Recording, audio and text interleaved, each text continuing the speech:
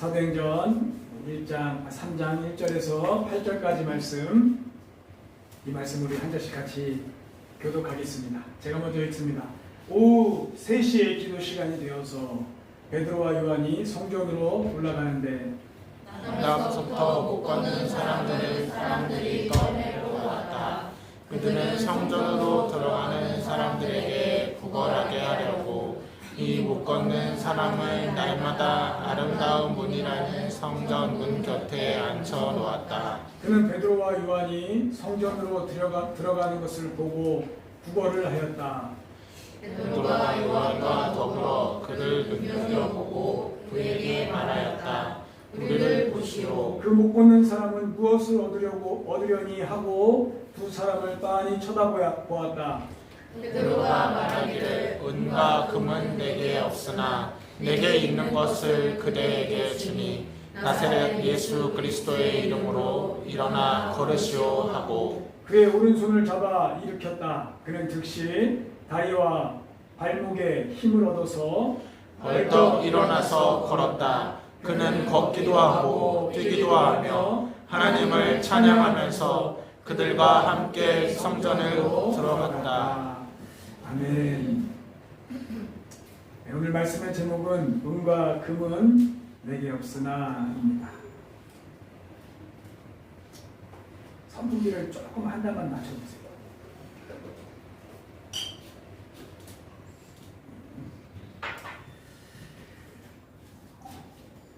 은과 금은 내게 없으나 라고 이렇게 선포한 베드로와 요한의 고백이 얼마나 대단한 것인지, 또 내게 있는 것 예수 그리스도의 이름으로 내게 말하노니 일어나 걸으라, 이렇게까지 말하게 된 이들의 선포와 고백이 얼마나 위대한 것인지 오늘 조금 나누려고 합니다.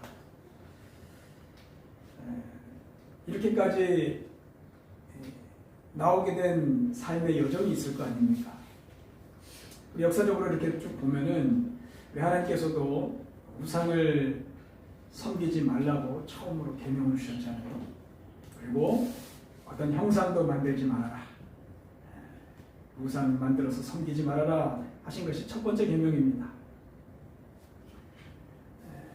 네, 우리가 우상을 만들다라는 이 하나님 말씀을 딱 생각할 때 어떤 마음이 드셔요?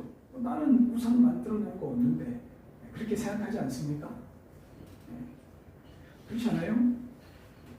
우상 쪼가리 만들어서 이스라엘 옛날 사람 그 우상 쪼가리 거 만들어가지고 거기다 절하고 있었나 하면서 우리와는 조금 상관없는 시선으로 볼 때가 많은 것 같아요. 저도 성경을 읽으면서 그냥 쉽게 넘어갈 수 있는 부분입니다. 그런데 그렇게 쉽게 생각할 문제만은 아니에요. 이 우상이라는 존재, 이 우상을 섬긴다라는 이 현상에 대한 사람들의 심리를 살펴보면은 이것은 재물과 소유, 돈, 이것과 관련이 깊습니다. 우상은 결국 우리 사람들이 만들어내는 거 아닙니까? 근데 만들어내는 목적이 뭐냐면은 그 목적이 딱 그거예요. 재물, 소유, 내 탐심을 채우기 위한 도구, 쾌락, 그게 목적입니다. 그거 하지 말라고 말씀하시는 거예요. 인간은 죄와 접하기 시작하면서 하나님의 법을 지키는 것보다 재물에 대한 또 자기의 소유, 자기 성취, 자기의 쾌락을 위한 우상을 만들어내기 시작했습니다. 그래서 그 우상들 한번 보십시오. 다 금으로 번쩍번쩍, 은으로 번쩍번쩍 그렇게 만든 거예요. 하나님은 사람의 입맛대로 통제가 되질 않아요. 감히 그렇게 하다간 큰일 납니다. 쉽게 인간이 그렇게 못해요. 걸립니다. 그런데 이 우상은 통제가 가능한 거예요.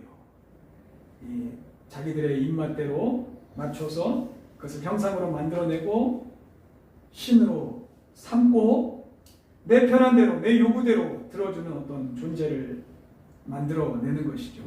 그러면은 놀라운 일이 일어납니다. 죄책감 없이 죄 짓고 꺼리낌 없이 그렇게 살고 정신적인 지지를 받으면서 탐욕을 채워가는데 아무 걸림돌이 없는 거예요. 심지어 이 시대의 똑똑한 사람들은 하나님도 그렇게 만들어 버립니다. 아주 그냥 몇 구절 딱 꼽아가지고 내 정신적인 지지로 탐욕을 채우는 아무 꺼리낌 없는 하나님 만들어 버렸어요. 그거 하지 말라는 거예요. 그거 하지 말라. 우상을 만들지 말고 섬기지 말라는 계명 속에는 우리 인간의 깊은 욕망, 우리 속에 있는 깊은 탐욕, 그런 것에 대해서 제도적인 장치를 만들지 말라는 거예요. 죄 졌으면 하나님 죄송합니다. 돌아가겠습니다. 그래야지 그거를 어떻게든 만들어가지고 그렇게 살아가도록 그렇게 살지 말라는 거예요. 우상을 만들지 마. 근데 우리 복음서를 보면은 이게 조금 더 명확해질 수가 있어요. 우리 예수님도 보면은 이 땅에 오셔서 우상이라는 말을 사용하실 것 같잖아요. 근데 복음서를 다 뒤져보면은 우상이라는 단어를 예수님 한 번도 사용하지 않으셔요. 신기하죠? 첫 번째 계명인데. 근데 이 우상이라는 단어가 들어갈 자리에 항상 예수님이 하신 단어가 뭐냐면은 재물, 돈, 소유, 탐심, 보물, 다 그게 들어가 있어요. 예수님은 훨씬 더 직접적이시죠. 그거 섬기지 말라고 하신 거예요. 역사를 보면 조금 이해할 수 있습니다. 우리 물물교환을 하던 그 시대에 특별히 형상들을 많이 더 만들어냈죠. 풍요의 신, 그리고 뭐 비도 잘 오게 하고 뭐 태양도 또 달도 어쨌든 우리를 먹고 살기 위한 그런 풍요를 위한 형상들, 그리고 동물들이 또 짐승들 잘 새끼 낳고 번성하고 인간도 자식들 잘 낳고 번성하고 이런 번성의 신들 그렇게 만들어냈어요. 근데 그 물물교환의 개념에서 이제 화폐의 개념으로 바뀌었거든요. 그때부터는 물론 그때도 이 예수님이 이 땅에 오셨을 당시에도 그리스 로마 신화 알잖아요. 엄청난 형상들 제우스부터 시작해가지고 뭐 별의별 곳에서 형상을 다 만들어내긴 했습니다만은 그 핵심에는 이 화폐, 재물이 있는 거예요. 이미 화폐 자체가 우상이에요. 화폐에 보면은 누가 있습니까? 황제, 사람이 만들어놓은 멋진 건물들, 유명한 사람들, 이미 우상이에요. 대단하다. 멋지다. 시대가 변해가면서 우상의 모습도 점점 변해가는 것입니다. 그래서 이 구약 성경은 우상을 섬기는 것에 대해서 경고하셨다면은 이 신약 성경 물론 사도행전부터는 또 우상에 대한 이야기가 나와요. 우상을 섬기지 말라는 이야기가 계속 나옵니다. 그 우상이 탐심이다. 그렇게 다 해석을 다 합니다. 이제 구약 신약 예수님의 말씀을 다 합쳐서 해석을 하는 거예요. 서신서에는. 근데 어쨌든 이 신약에서는 신약의 핵심은 재물과 자신의 소유, 그것을 섬기는 죄에 대해서 경고하시는 거예요. 그거 섬기지 말아라. 재물을 탐하는 마음 자체가 우상 숭배라는 거예요. 탐심이고 우상 숭배니. 그래서 예수님도 그 유명한 말씀하셨잖아요. 너희가 하나님과 재물을 겸하여 섬기지 못한다. 못해. 이 말씀 속에 이 재물도 섬김의 대상이 될 수 있다는 거예요. 예수님의 말씀 속에 충분히 그럴 수 있다. 근데 이 재물이라는 단어, 만몬이라는 단어 속에는 이미 재물신 개념이 있어요. 재물신. 돈신이라는 거예요. 돈신. 그래서 예수님이 정확히 말씀하신 것은 하나님과 너희들 돈신을 겸하여 섬길 수 없어. 그 정도로 무시무시한 거야. 그렇게 말씀하셨어요. 하나님도 잘 섬기고 재물도 잘 섬길 수 있는 그런 일에 대해서 그 불가능한 거야. 그냥 재물을 섬기지 말라 그렇게 하신 게 아니라 그건 원래 안 되는 일이야. 너희는 분명 누군가를 섬기고 있어. 다른 한쪽을 섬기고 있는 존재야. 그렇게 살 수밖에 없어. 그걸 말씀하셔요. 그 정도로 이 재물 자체는 신적인 힘이 있습니다. 인간이 그 힘에 한번 매료되면 자기의 인간의 힘으로 조작할 수가 없어요. 내가 주머니에 넣고 내가 소유하고 있는 것 같지만은 자세히 보면은 그 재물이 그를 탁 쥐고 소유하고 있어요. 평생을 거기에 매여서 평생을 그렇게 살아가도록 넌 여기서 못 태어나와. 네 사고방식은 그래 봐야 여기서 여기야. 그러다가 죽을 거야. 이게 재물신의 무시무시한 힘이에요. 주인의 자리에 앉는 거죠. 그래서 구약시대나 지금이나 이 마귀 악한 영은 물질 중심으로 살아가도록 사람을 미혹하는 거예요. 그게 우리 이 시대의 현상이에요. 우리가 이 땅에서 사용하는 물질 자체가 나쁘다는 것이 아닙니다. 하나님이 지으신 이 모든 이것이 선해요. 선하게 쓰면 얼마든지 선하게 사용합니다. 그런데 그 물질 자체가 나쁘다기보다는 이 물질을 섬기도록 하는 거예요. 섬기도록. 여기에 매이도록. 무력을 계속해서 심습니다. 더. 그 부자들도 지금 제일 원하는 게 뭡니까? 그럼 1달러 더 그걸 해야 되잖아요. 지금 있는 것보다 좀 더. 무력을 계속해서 심습니다. 그리고 만족하지 못하게 합니다. 그리고 불안하게 만듭니다. 그리고 물질이 채워져야 안전하다고 여기게 만듭니다. 그렇죠? 그게 안전한 거예요. 물질적인 보장이 내 인생의 최고인 사회로 만들어가는 거예요. 이 시대에 그런 다양한 이름을 가지고 존재하는 거예요. 돈, 부동산, 주식, 보험, 연금, 투자 다 이름들이 있지만은 결국엔 돈, 재물 그거 하나잖아요. 그것을 위해서 살아가도록 그것에 울고 웃고 아프고 죽고 싶고 못 살겠고 그걸 기준으로 삼아서 사람들 평가하고 비난하고 무시하고 어떤 사람 부러워하고 그거 좀 있다고 머리 푹 숙이고 그렇게 살아가도록 이 세상에 많은 사람은 재물신을 섬기고 사는 것입니다. 그래서 은연중에 우리 인간의 머릿속 사고 속에 돈이면 다 되는 거 아니야? 라는 그 사고 이미 재물이 그를 지배한 거예요. 얼마나 악합니까? 거기서부터 뻗어나오는 그 사고 자체가 처음에는 작을지 몰라도 그것으로 사람을 우습게 여기고 무시하고 세상을 파괴하고 그것을 위하여 수단과 방법을 가리지 않는 이 세상의 이 악 다 만들어내요. 돈신인 하나님이 계실 자리에 돈이 있는 거예요. 재물이 있는 거예요. 지금 이 시간에도 돈 때문에 고통당하고 있는 사람이 얼마나 많은 줄 아십니까? 지금 이 시간에도 머릿속에 돈이 돌아가는 사고로 계속해서 돌아가서 아무것도 들어오질 못해요. 내 소중한 사람도 눈에 안 들어와. 하나님도 안 들어와. 깨달았던 말씀도 필요 없어. 돈으로 돌아가요. 얼마나 무서운 일인지 모릅니다. 지금도 이 시간에 돈 때문에 잠시 웃는 사람들이 있어요. 지금도 돈을 조금이라도 더 얻기 위한 목적으로 사는 사람들이 있습니다. 사람을 지배합니다. 돈이 왕이에요. 돈이 신이에요. 가정을 지배하고 사회의 흐름을 지배하고 정신을 지배합니다. 꿈을 지배합니다. 교육을 지배합니다. 노후를 지배합니다. 인생 전체를 지배해요. 거기서 못 태어나. 평생.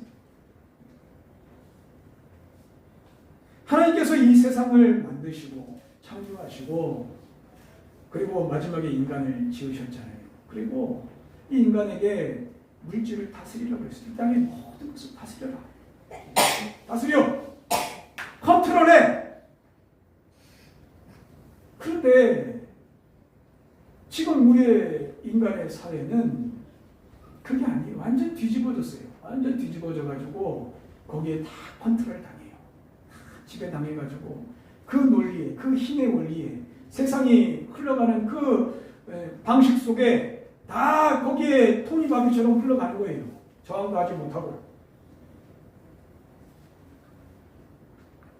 하나님 것인데 뭐 그렇게 탐심을 가지고 그렇게 사는지. 그렇지 않습니까? 그러니 재물의 눈이 다 가려져서 하나님도 보이지 않고 소중한 것도 보이지 않고 진리도 보이지 않고 깨끗한 것도 보이지 않고 그냥 돈돈하면서 사는 거예요. 근데 이 재물이 신이 된 인생의 문제, 더 큰 문제가 뭐냐? 하나님도 보이지 않을 뿐만 아니라 함께 살아가는 사람도 물질로 보여요. 사람이 돈으로 보인다니까요. 경험들 안 해보셨습니까? 한 인격체로 보이는 게 아니에요.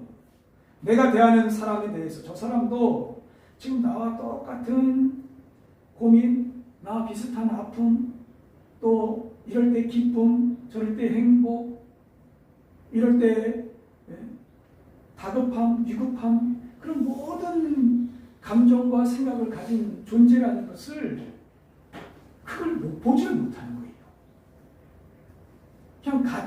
그냥 물질 가치로밖에 안 보여요. 그냥 나의 필요에 의해서 나 중심으로 거래 대상으로 이렇게 사람을 보는 거예요. 쉽게 말해서 사람 돈이 있어. 직장에서 사람을 만나도 친구들도 가정에서도 심지어 그 사랑하는 사람들까지도 눈이 뒤집히는 거예요. 뒤집히는 거. 돈 때문에 가정도 파괴되고 얼마나 무서워요. 우린 이런 세상에서 사는 거예요. 그게 얼마나 악하고 무섭다는 것을 모르고 다 그렇게 사는 거예요. 이것은 내가 돈 위해서 산다라고 사는 게 아니라 내가 그 돈의 다스림을 받고 있기 때문에 나타나는 현상들이에요. 근데 그걸 모른다니까요. 얘가 나를 다스리고 있구나. 그러니 사람이 보이지 않는 거예요. 저 사람이 돈이 되는지, 이익이 되는지, 거래가 가능한지 평가, 이걸로 평가합니다. 친구도 다 그렇게 사귀어요.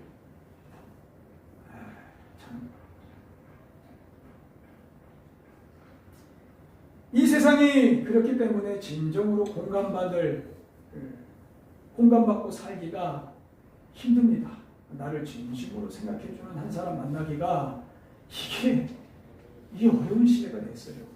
진정한 친구 한 사람 만나기가 어려운 시대를 우리가 살아가고 있어요. 또 진정한 친구가 되려고 사는 사람도 별로 없어요. 내가 저 사람에게 좋은 친구가 되어야겠다라고 생각하는 사람도 별로 없어요. 물질 중심의 관계를 맺습니다. 삭막해지고 따뜻함을 경험하기 어렵고 인간 냄새 나지 않고 팍팍해져가는 이 근본의 원인, 그건 이 다른 게 있는 게 아니에요. 물질 중심으로 사는 사람들, 돈이, 재물이 왕이 된 사람들의 사회를 만들어가기 때문에 그렇습니다. 저는 그것을 잘 드러낸 영화 중에 하나가 이 쉰들러 리스트라고 생각을 해요. 저는 대학 시절에 그 영화를 보면서 상당히 충격이었거든요. 돈으로 사람을 살 수 있는 사회, 돈으로 사람을 살릴 수 있는 사회, 그리고 그것에 대해서 한탄하는 그 주인공의 탄식, 조금만 돈이 더 있어도 한 사람이라도 더 살릴 수 있어. 물질이 사람을 살리는 한 도구로 그 어마어마한 힘을 드러낸 사회. 전쟁도 결국엔 돈 때문에 다 일어나. 그 수많은 사람들이 죽고 많은 사람이 죽어요. 이 재물, 돈이 얼마나 무섭다는 것을, 얼마나 또 무서우면서도 힘이 있으면서도 파괴적이라는 것을 우리가 알아야 됩니다. 알아야 돼요. 이 물질 만능의 시대, 돈이면 다 된다는 이 시대 가운데 지금 우리는 복음을 말하고 있는 거예요. 그러니 얼마나 우스워 보여요? 얼마나 작게 보여요? 얼마나 관심이 없겠어요? 예수 그리스도 십자가가 그게 무슨 떡이 나오냐고 밥이 나오냐고 그러지 않겠어요? 심지어 교회를 다닌다 하는 사람들 가운데도 마음속에 예수님이 주인이 아니라 돈의 원리로 예수님 뭐 열심히 믿는 것이 돈이 되나? 뭐 저렇게 열심히 믿어? 왜 저렇게 성실해? 하나님 앞에? 그러고 있는 거예요. 바보처럼 보는 거예요. 바보처럼. 교회를 다니는 사람들조차도. 이유가 뭡니까? 재물의 노예가 돼서. 재물신 섬기고 있는 거예요.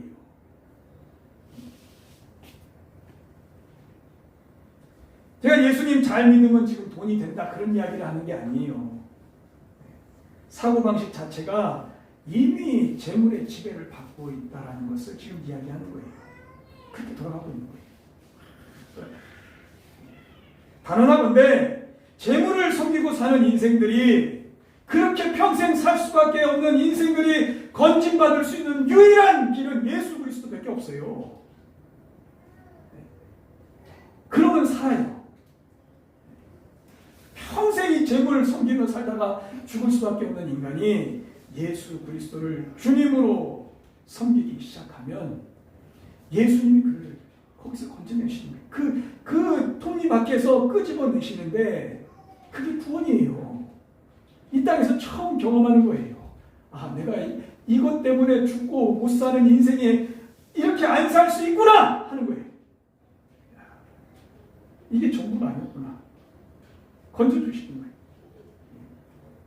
그리고 그것을 다스릴 수 있는 힘을 하나님으로부터 공급을 받습니다. 어찌 보면 이 시대를 사는 인생들이 받아야 되는 첫 번째 구원은 이거예요. 여기서 좀 벗어나야 돼요. 그래야 눈이 열려요. 그래야 뭐가 소중한지 보여요. 뭐가 중요한 가치인지를 알게 돼요. 뭐가 영원한지를 봐요. 뭐가 변치 않는 것인지 봐요. 여기서 벗어나야 돼요.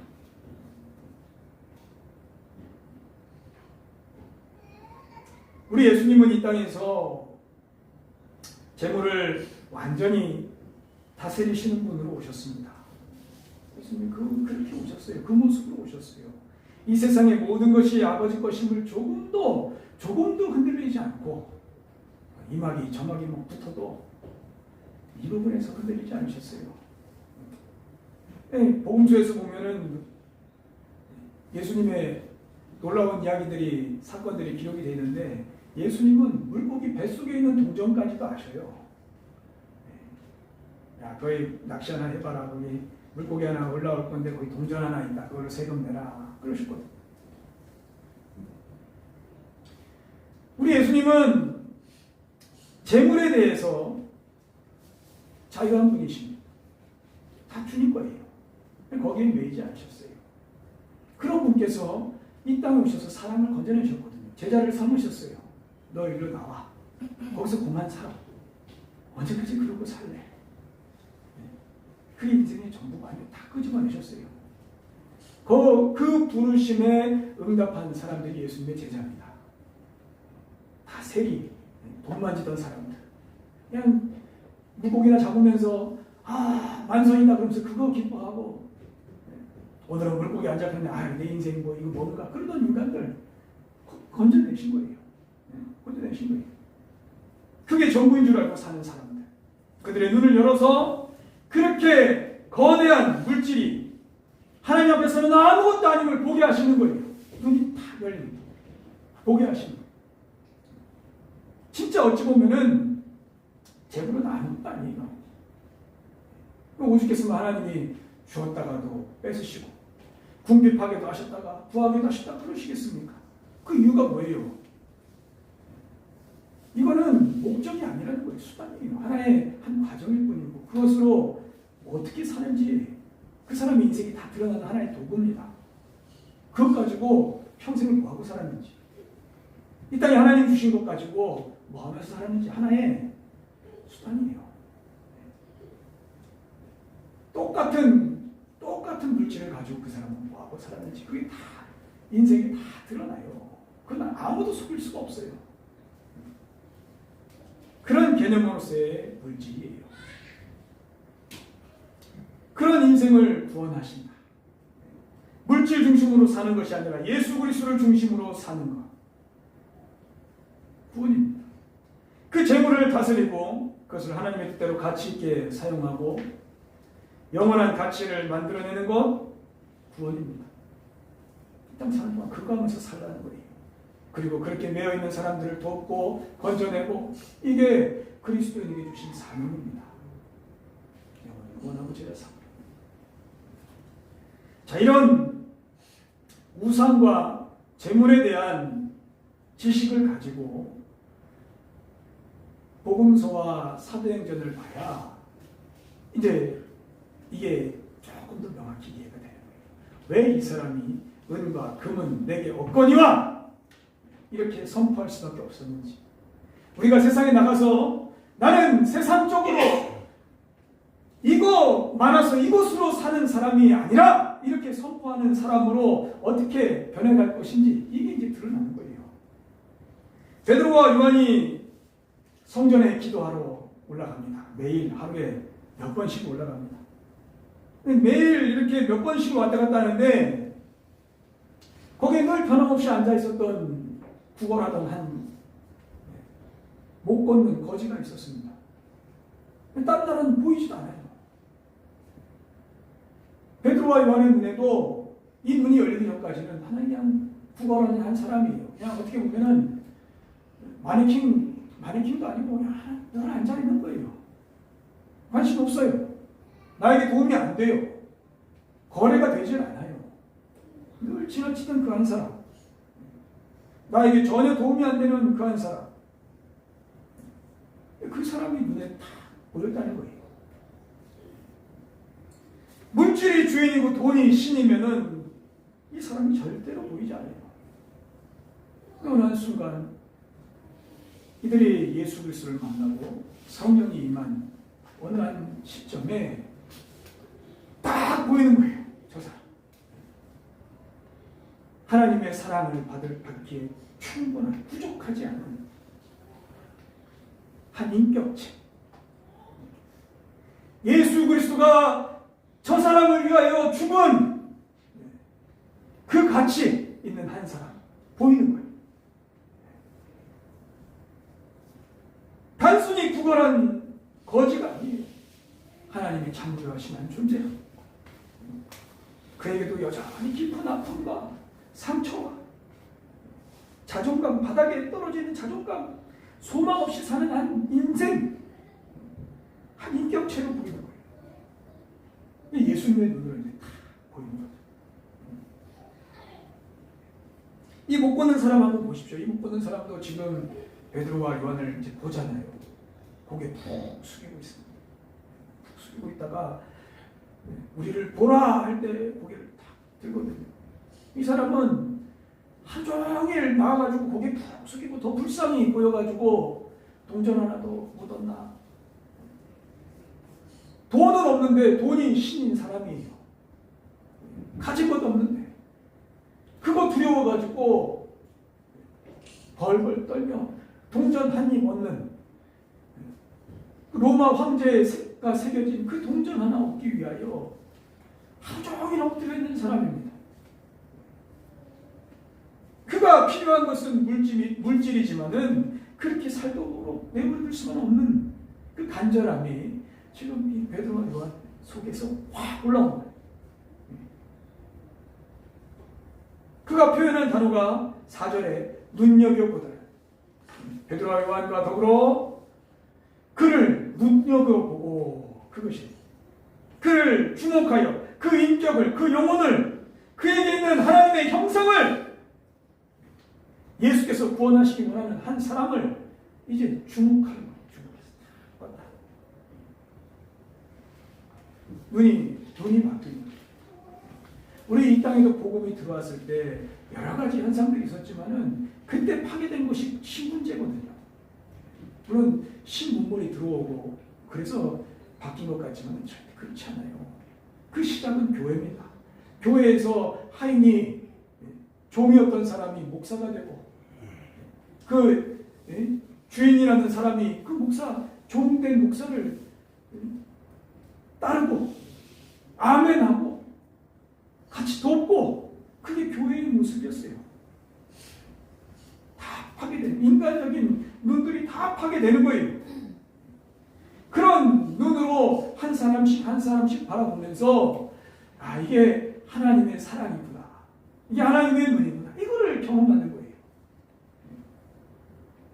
이 땅에 오신 예수님이 제자들을 바라보셨을 때 그 눈으로 보셨거든요. 베드로가 예수님을 3번 부인했을 때도 예수님과 베드로가 눈이 다 마주쳤다고 누가 보면 기록되어 있거든요. 근데 그 눈도 째려보는 눈이 아니에요. 이 눈이에요. 이 눈. 하나님의 형상으로 구원받을 수 있는 한 사람을 바라보시는 예수 그리스도. 가룟유다도 마찬가지입니다. 가룟유다도 예수님을 팔기 전까지도 예수님은 계속 그 눈으로 보셨어요. 구원받을 수 있는 한 사람. 평생 재물의 노예로 살다가 끝나지 않을 수 있는 한 사람. 우상을 섬기다 그렇게 죽지 않을 수 있는 한 사람. 그렇게 바라보신 거예요. 지금 베드로와 요한이 보는 눈도 바로 그 눈이에요. 예수님의 눈이에요. 재물에 사로잡힌 인생의 눈이 아니라 예수님의 눈. 하나님의 사랑을 받아 마땅한 눈으로 지금 이 한 사람을 주목하여 보았습니다. 우리를 보시오. 당신도 우리를 좀 보시오. 그리고 예수님을 보십시오. 그리고 그 간절한 마음으로 6절에 이제 이 말씀으로 들어가요. 같이 한번 읽어봅시다. 시작. 베드로가 말하기를 은과 금은 내게 없으나 내게 있는 것을 그대에게 주니 나사렛 예수 그리스도의 이름으로 일어나 걸으시오 하고. 은과 금은 내게 없으나 난 지금 당신이 그토록 원하는 그건 내게 없습니다. 없어요. 동전목결이 있었겠죠. 그러나 당신을 영원히 채워줄 그건 제게 없습니다. 당신을 매일 보장해줄 그건 제게 없습니다. 그러나 내게 있는 예수 그리스도의 이름, 그것으로 내가 지금 당신 앞에 섭니다. 그렇게 말씀하시고 그렇게 선포하는 거예요. 그리고 그 이름으로 예수 그리스도의 이름으로 일어나 걸어라. 그리고 손을 잡아 이렇게 했더니 그 다리에 힘이 생기고 걷고 뛰었다. 그리고 그가 베드로와 요한을 따라서 성전에 들어갔다. 이 사람은 성전도 못 들어가던 사람이에요. 부정한 사람이라. 거룩하다고 칭하는 그 자리에 들어가지도 못한 그 사람이 이제 무릎에 힘을 얻고 거기에 참여하는 그 은혜를 오늘 기록하고 있습니다. 저는 개인적으로 이 본문의 기록이 제게는 감격이 있는 본문입니다. 개척을 시작할 때도 내가 제자 삼는 사역을 배울 때도 내게 은과 금은 없으나 내게 세상적으로 당신을 도와줄 곳은 없으나 내게 있는 예수 그리스도로 당신을 조금이라도 도울 수 있으면 내가 갑니다. 그 마음으로 새롭게 한 걸음 내딛는 게 제 인생길입니다. 내게 아무것도 없지만 세상적으로 보기에는 아무것도 없지만 내게 있는 예수 그리스도의 이름으로 시작하는 교회. 그래서 예명교회예요. 예수님의 이름으로 시작한 교회. 그리고 그 이름으로 일어나 걸으라. 세상에서 이런 수많은 일들, 이런저런 일들을 만나는 우리 성도들이 거기에서 재물의 노예로 사는 것이 아니라 예수 그리스도의 이름으로 일어나 걷는, 또 힘을 내서 걷는 한 사람 한 사람이 세워지는 교회에 대한 소망. 그리고 그 사람도 세상에 나아가서 은과 금을 위해서 사는 인생이 아니라 예수 그리스도의 이름을 위하여 사는 인생의 소망. 그래서 예명교회 이름을 지으면서 얼마나 감격스러운지 몰라요. 그것을 소망하게 하셨습니다. 저는 저 나름대로 예명교회의 청지기로, 문지기로 이 교회가 돈의 원리로 돌아가지 않는 교회로 세워져 가도록 저는 최선을 다할 거예요. 제 사명 중에 하나입니다. 제자를, 영혼을 구원하고 제자를 삼는 이 사명 위에 이 세상의 흐름에 결코 같이 따라가는 교회로 세워져 가면 안 된다. 우리 안에 있는 재정, 같이 하나님 앞에 드린 이 헌금이 세상의 논리대로 돌아가면 안 된다. 지금까지 그렇게 하려고 힘을 씁니다. 세상 물정 모르는 그런 바보처럼 보일지 몰라도 그렇게 마음을 주셔요. 이렇게 선배들도 그렇게 보시는 분들도 계실 거예요. 그리고 뭐하고 있냐. 심지어 어떤 분들은 아버지 좀 덕 좀 뭐지, 그런 사람들도 있어요. 대놓고 말해요. 대놓고. 저는 저 나름대로 이 세상의 원리대로, 돈의 원리대로, 이 세상 경제 흐름의 방식대로 그냥 힘없이 따라가는 한 사람으로 살고 싶지는 않아요.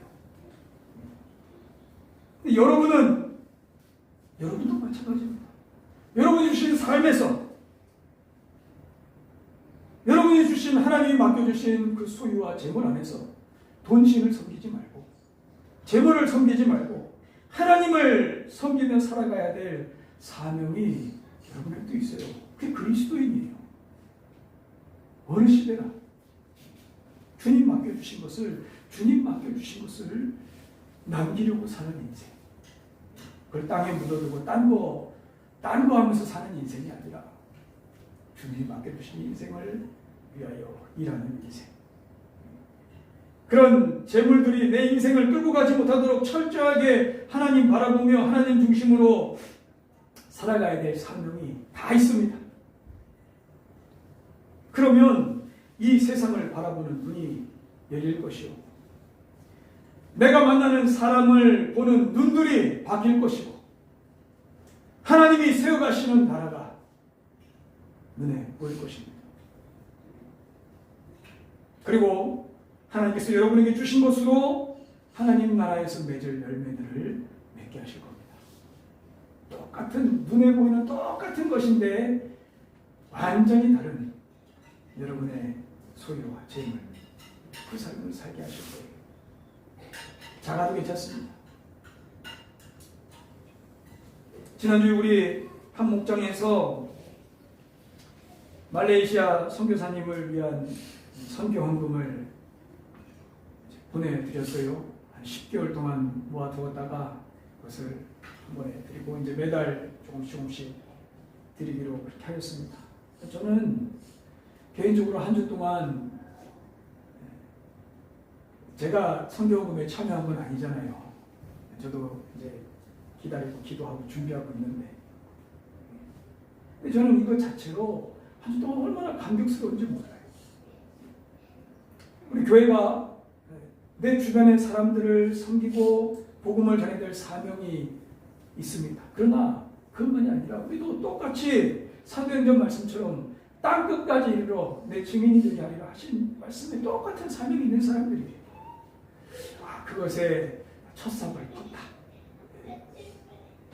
우리가 눈이 조금 더 열린다. 하나님의 일을 할 수 있는 것이 이 세상에 너무 많다. 복음을 전해야 될 사람들이 너무 많다.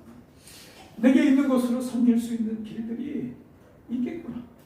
하나님의 사랑을 전할 수 있는 길들이 더 있겠구나. 그런 것에 대한 첫사을 푼 거예요. 제 나름대로 제 개인적으로 막 일기도 쓰고 얼마나 기뻤는지 모르고.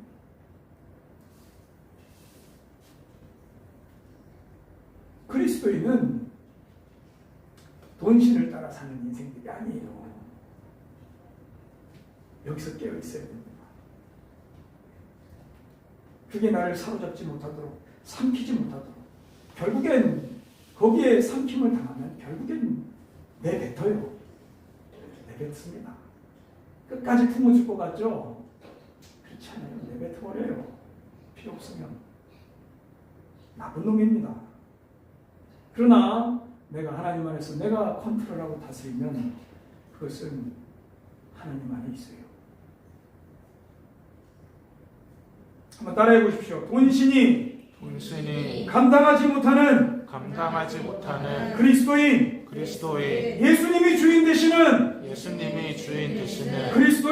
그리스도인 이것을 위하여 우리가 이런저런 사명이 있다고 하지만 영원 구원하여 제자를 삼는 우리 교회에 큰 사명이 있지만 그 밑받침에 어떻게 보면 그 저면에 흐르고 있어야 될 중요한 사명입니다. 내가 이 세상 사는 동안 재물에 노예가 되지 않았다. 나는 하나님의 사람으로 산다. 나의 주인은 하나님이시다. 그렇게 세워져가는 주의 사람들 되시기를 우리의 예명교회 되기를 주님의 이름으로 축원합니다. 기도하겠습니다. 주님 감사합니다. 은과 금은 내게 없거니와 내게 있는 것으로 내게 주노니 나사렛 예수 그리스도의 이름으로 일어나 걸으라 선포한 베드로와 요한의 이 선포를 통하여 오늘 우리의 신앙을 점검하였습니다. 주님이 건져내신 한 사람, 세상의 원리에서 건져내신 한 사람, 그 사람이 이제 이후에 어떻게 살아가야 될지를 우리가 다 고민하고 또 동의하여 주님께 순종하며 예수님을 닮아가는, 예수님을 따라가는 참 제자들이 되도록 축복하여 주옵소서. 예수님의 이름으로 기도드립니다. 아멘.